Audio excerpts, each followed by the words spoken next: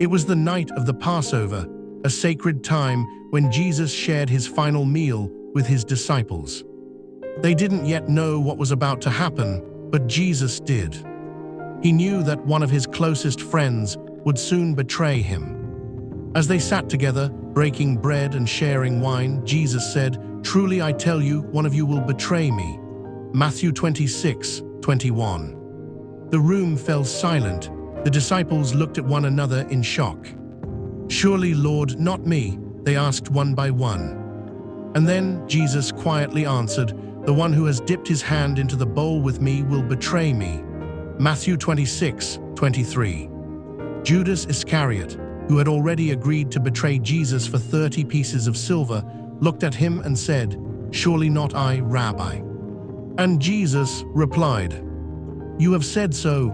Matthew 26:25. Later that night, after the supper, Jesus went to the Garden of Gethsemane to pray. He knew the suffering that was coming, yet he still chose obedience to God's plan.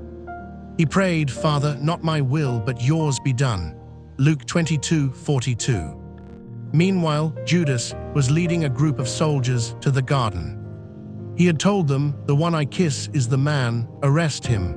Matthew 26:48. As they approached, Judas walked right up to Jesus and greeted him with a kiss. Jesus looked at him and said gently, "Friend, do what you came for."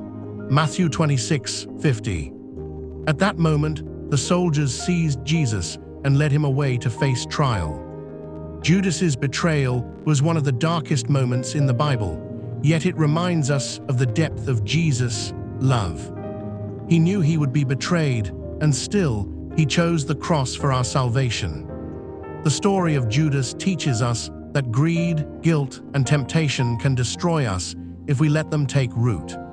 But it also shows us that Jesus, forgiveness, and sacrifice are greater than our failures.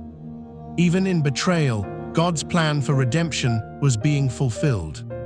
As Romans 5:8 says, "While we were still sinners, Christ died for us." Even in betrayal, God's love never failed.